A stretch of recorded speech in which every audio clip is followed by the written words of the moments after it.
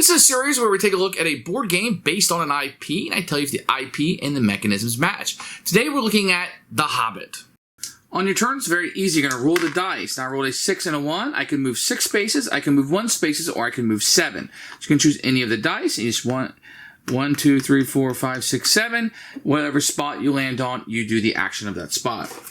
Now, once you have 8 points from on here with the gems and adventure points, once you have at least 8, and I have one of these Gandalf cards with the symbol, and I get to the doorstep, I can then fight Smaug. Very easy.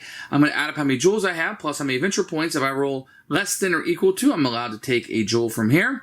If I fail, I go back to the furthest safe haven, or the closest safe haven that would be on the board, and I'd have to kind of make the adventure back up here. So rolling the dice, the more gems and adventure points I can get, the more likely I am to roll what I need. If you ever get 20, you immediately win the game. You don't need to roll the dice, of course, because you would automatically roll 20, right?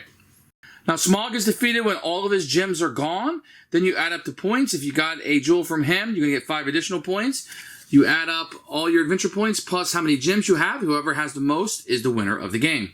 While this is one of the worst children games I've ever played, you got roll and move, you got spinners, you got lucky draws, I just never felt like I was in the Hobbit universe. Sure, it has the map, it has words on a card, it has some generic fantasy pictures, and all that kind of builds the world, and it has words, like Smaug, from the book series, I suppose, but I'm not sure kids are going to get into that very much. It just never really brought us into that. It just felt like an exercise in pain, which perhaps their journey was for them, and maybe that's the thing that they're trying to put onto us. But for us, this was nothing really about the mechanisms that matched up with the IP whatsoever. The game wasn't fun to play. This was a huge blunder for us, and there are a lot better Hobbit-based board games out on the market, and this is absolutely not one of them. Yuck.